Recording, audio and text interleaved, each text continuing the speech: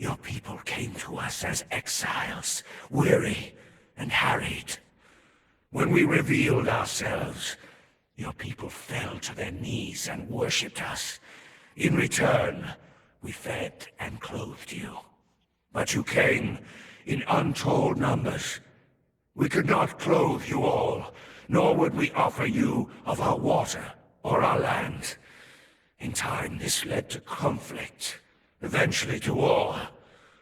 Though it caused us grief, we were forced to dominate you. Slaves to our whim, your treacherous species will never betray us again. The Exiled Lands are an ocean of tragedy. Good men and women suffer and die each day here, and those who remain must make dire choices in order to survive. All of this sorrow ties back to an ancient war that scarred this place forever. A war that destroyed two civilizations which had once been allies.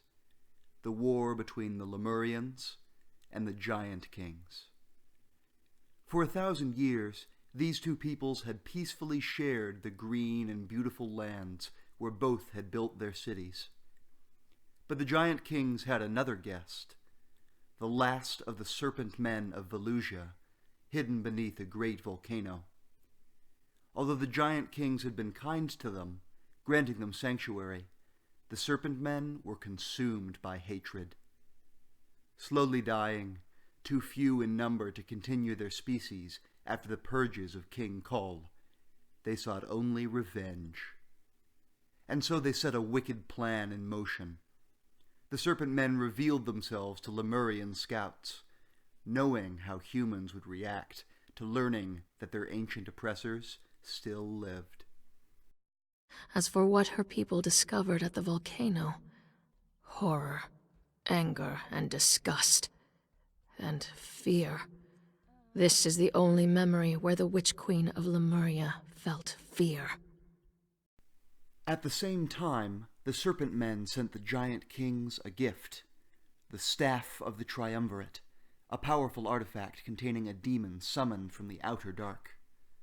Supposedly a gesture of enduring friendship, the staff was a deceiver, meant to turn the Giant Kings against the humans. When the humans demanded to be allowed to exterminate their ancient enemies, the staff began its work, poisoning the minds of the ruling triumvirate. I was a gift to the Giant Kings, to advise and to teach, to betray. I whispered to the Archivist, and he activated the Curse Wall, trapping the humans forever. They enslaved you, twisting the bracelets to their corrupted ways. We retaliated by destroying their aqueduct. We established an outpost, Zula, in the north, to watch the Serpent men and prevent them from joining with their allies. And I began to formulate a powerful sorcery to ensure the safety of our people. There was no turning back. The Lemurians, once slaves to the Kari, were determined to never again be conquered. Armies marched against one another and clashed in fire and blood. Although the Giant Kings were individually mighty and possessed magics of incredible power, they soon found themselves suffering from a significant disadvantage against the humans. My kind are long-lived and slow to replenish our numbers, and as we dwindled in the war, we increasingly came to rely on human prisoners to provide us with labor. Soon, the lifeblood of the Giant King Empire became Lemurian slaves. These slaves maintained their buildings, worked their farms, tended their beasts, fought in their arenas, and died on their sacrificial altars, all so that the kingdom could function and the war could continue as more and more of the Giant Kings died. But it became clear to the Triumvirate that, slowly but surely, they were losing by attrition. Only by unleashing some new weapon could they hope to turn the tide. Their first attempt was less than successful. Determined to crush the northern human city of Zulan, the Priest King delved deep into wicked sorceries, working to create a war beast to break the human hosts. He summoned a demon of the outer dark into a vessel of crafted flesh, trying to bring it to life. And the creature did live, but it was a cursed birth, for it was a limbless, slug-like creature. The priest king, filled with disgust, cast it down into the city sewers and began again. The demon beast lurks there still, deep beneath the ruins of the city, grown huge and hungry. For his second attempt, the priest king experimented with a new way of increasing the numbers of the giant kings, creating half-breeds. He had a human slave woman brought to him, and with her he begat a son, the first of his kind. It is likely that he used magic to aid in this strange conception, for otherwise it would seem physically impossible. Whatever the truth, a child was born, a child who would change the course of the war. Tyros, the half-breed, part giant king, part human. His mother liked him big, know what I mean?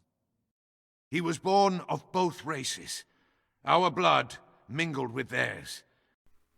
Not truly a giant king, nor entirely a human, Tyros did not experience much kindness in his childhood.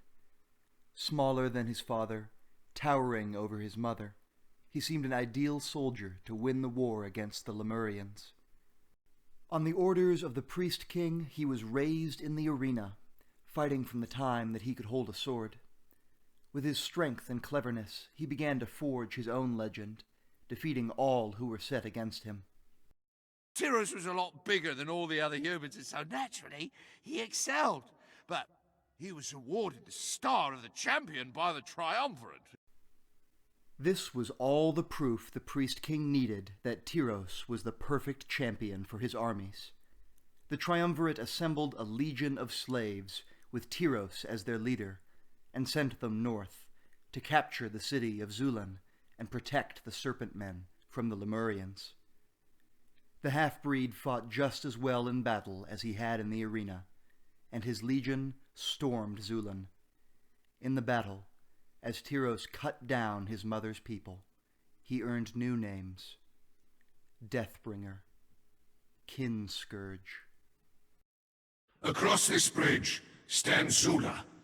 It was originally an outpost built by your people, though for what purpose we do not know. If you have been sent, Bonded One, to serve Tyros, I urge you to listen to his every word. He is the best of your kind, strong and loyal. He serves at this remote outpost, and defends us against the Lemurian incursions into our farmlands. He denies them access to our food supply. And the volcano. Always the volcano. But then something happened that the giant kings had not anticipated. While scouting the lands south of Zulan, Tyros encountered a human woman, the daughter of the Witch Queen. And as they spoke, and she told him of the history of his mother's people, they fell in love. I remember a daughter, Telith, and a great betrayal. Inspired by Telith's words, Tyros turned against the giant kings, and his slave legion followed him. When the armies he had betrayed came to destroy him, the Deathbringer held the north against them, while the Witch Queen summoned down a dark and terrible sorcery.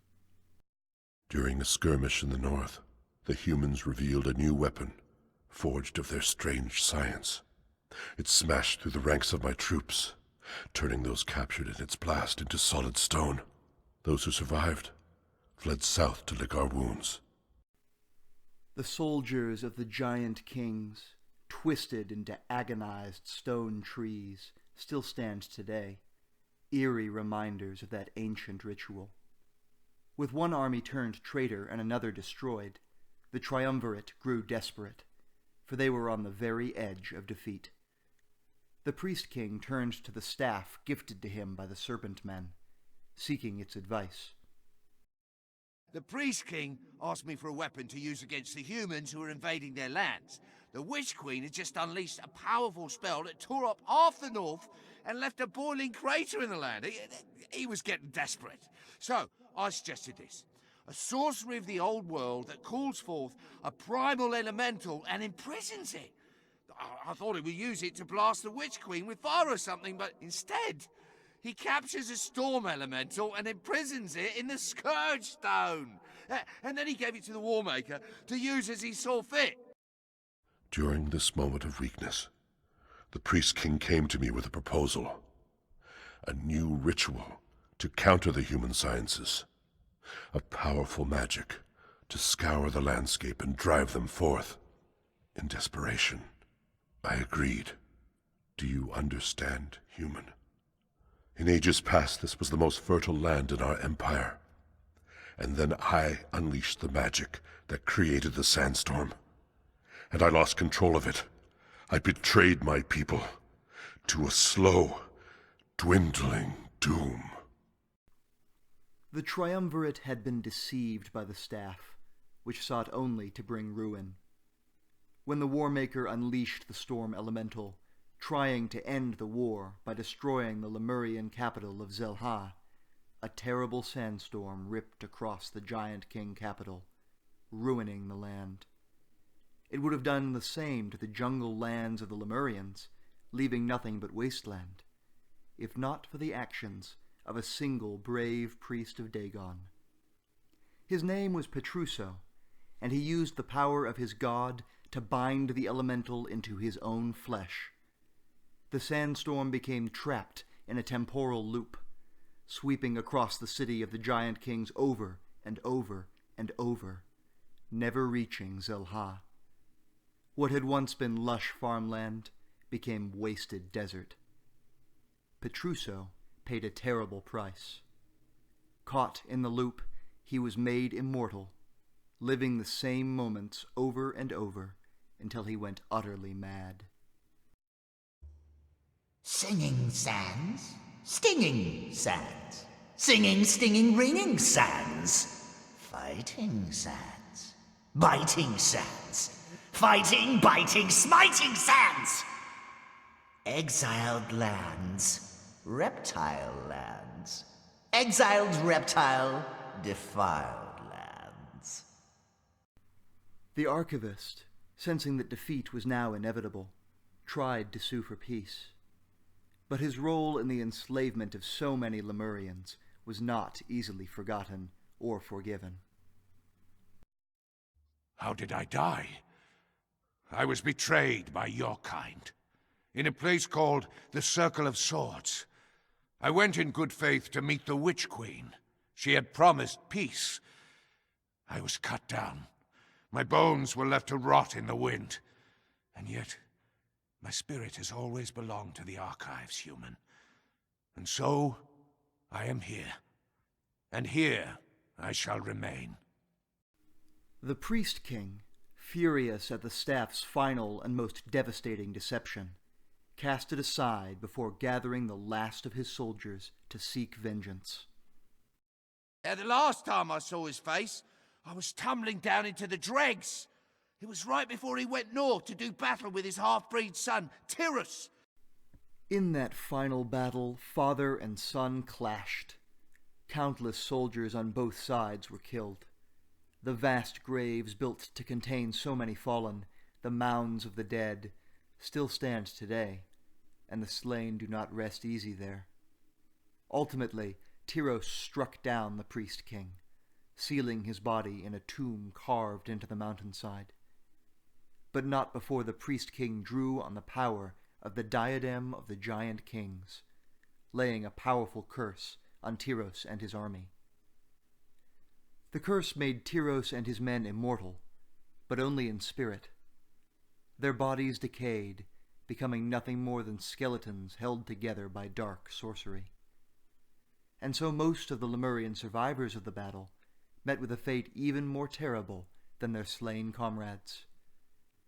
Tyros and his cursed followers withdrew to the cursed Black Keep of Zulan, forced to stand vigil forever. They became known as the Silent Legion. With 2 of the 3 members of the Triumvirate dead, their armies broken, and their lands laid waste, the Giant Kings dwindled and died out. In the end, only the Warmaker remained, an eternal witness to his failure to protect his people, the last of his kind. In death, however, the Priest King had accomplished what he could not in life, breaking the power of the humans. In Zelha, some of the few survivors sunk into debauchery, becoming lost in lotus dreams and orgiastic Derketo worship. Others coupled with beasts, and over the ages devolved back into apes. The glory days of the city were finished forever. Telith, daughter of the Witch Queen, wept for Tyros, her lost love. But she was not alone. Tyros had given her a son, Zaltar, who also bore the blood of the giant kings. In time, Zaltar departed from the Exiled Lands, forging a path north. Zaltar's final fate is unknown, but there is evidence that he had a great destiny. Far from the Exiled Lands, a new empire took shape. It was a place of dark sorcery, whose dark stone buildings had much in common with those of the giant kings. Its people were ethnic Lemurians, but its rulers had the blood of the elder race. Its last king was called Zaltun, a name not so different from Zaltar's own. It is possible that Zaltar himself founded this new land. That empire, that infamous realm, was called Acheron.